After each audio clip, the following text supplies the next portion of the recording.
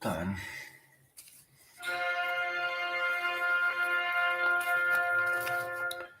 So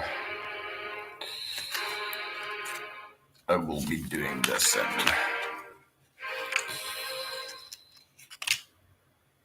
in engelska. Också jäis mycket syrrisää. Whatever, där jag kan tala norska. Jag kan inte tala svenska, jag kan tala norska. Du också kan lyssna. Inte besats. Fucking sticking boot. Du kan tala. Du spela. Hermat någon. No, inte. Danska.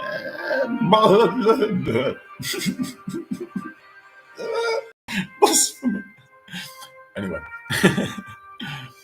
I can't show you much of this game because it crashes like every couple of months and I have the autosave on once a week, so I get forward a little. But when it crashes, it takes the computer with it, and it's not the overheating problem, so we can't go far. The mod doesn't allow you to go far into the game in this case. Here is US statistics. As you can see, they have 756 factories. I have 280. They have 241 for, let me see this. They have a deployed army manpower between 4 million, 5.5 million, and I have in the field 500,000. So I can't influence the war much. But I am outside of the major alliances, but I am friendly with the United States. The United States, and like it seems almost everybody is at war with almost everybody. Except Italy and Germany, which are allied. India is at war with the Allies, but isn't at war with the Axis.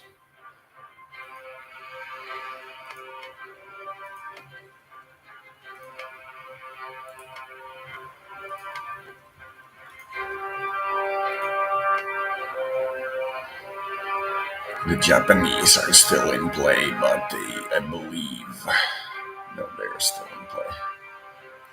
The US landed in the Far East and still fighting England.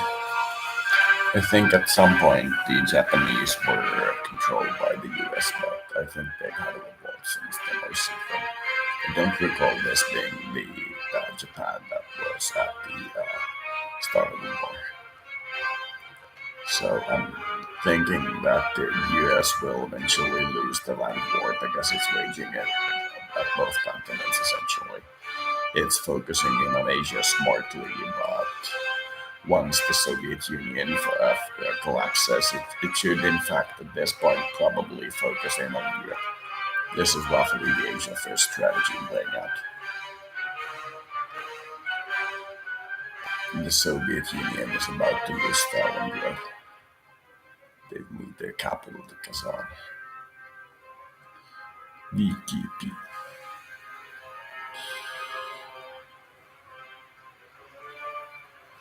Almost everybody is at war with almost everybody.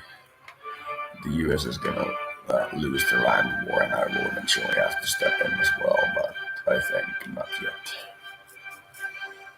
I would like to hold off on the land war for the moment. I don't like to put my men to death if there is no need. I'm pretty far along the tech tree in 1950 or year, depending on how you say it. Still could be further along. I focused heavily on industry and electronics just to get like modern scientific stuff and such. Something of the nuclear power I have 18 nuclear bombs.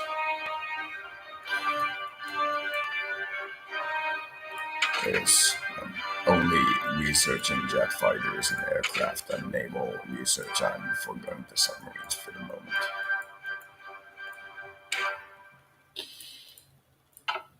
I'm focusing in on a convoy protection navy, close in coastline navy.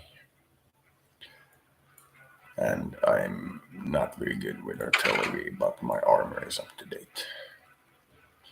The armor that we produce here is probably what you're seeing in the 75 with 64 Reformed T tanks. I'm thinking, seeing what happens. We're pretty far along in the infrastructure tech tree, but we could be further. We still need top of the line armored cars because they're the most efficient police unit. And the APCs up to date are almost done. Train network we've mostly forgone. We do have a good train network, but because we don't have any strategic bombing threat on our country at the moment, we haven't upgraded the trains to the diesel variant yet. Trucks we do have, and we've upgraded though. We're trying to keep up to date in special units as well, but we've mostly focused in on logistics, radios, hospitals, and military police.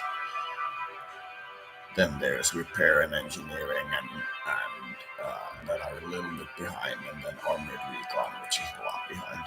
We should probably upgrade armored recon. We're kind of good in every special force category, but we haven't specialized in anything. However, our small arms are very good and up to date. We've focused small arms to do this individual upgrade thing, which is here, and we've boosted them to maximum, which was very expensive, but we managed to do it. We're building currently heavy ships because we have a lot of destroyers. We have 48 destroyers, 9 heavy cruisers, and 4 battleships. And we're mostly building battleships and heavy cruisers and 1 construction line of destroyers. We have put our modern tank factory production at the lowest priority for resources, so they're building 1.2 a day. So that's not much. These ships will be built in a year, roughly. And they started building 4 years ago. They're heavy ships of the first category, and as you can see, we can currently build heavy ships of the third category.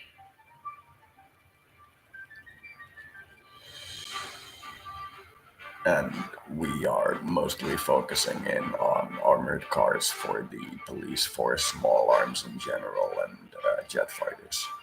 We're building some other stuff as well, but when we get a new model of technology, we convert the stockpile from that old one to entirely a new one and forego any construction of anything else as far as we can for the period that it takes to boost all the factory production of that particular improvement as we get new distinct levels of technology.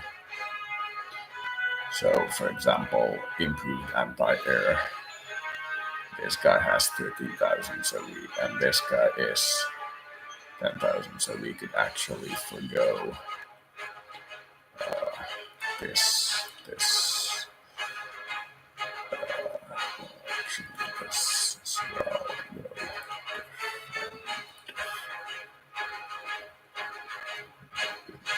We go with this as well. There we go. And we are converting 23 a day, and that is a stockpile of 15,000. But there are certain things which we cannot convert, and which we have that we could actually give away. So I'm going to look at what we can actually give to the US at this point. What is there in terms of weapons?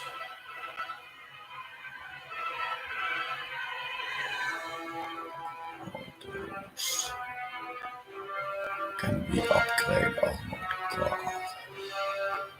I don't think we can. No, armored car can't be upgraded. So we can give armored car, I think.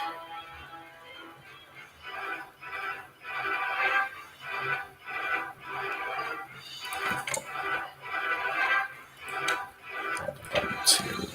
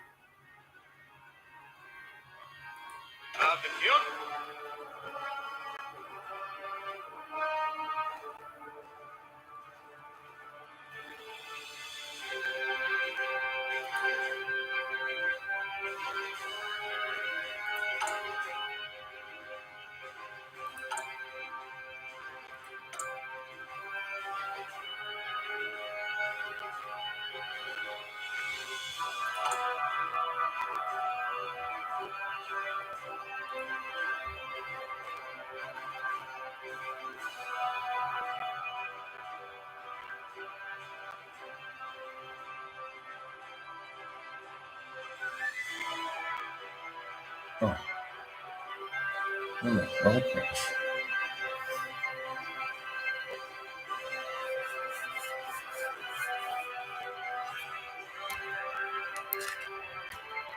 I need to test this.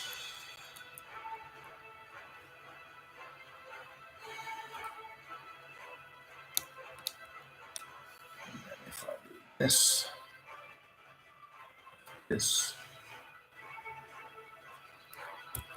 first.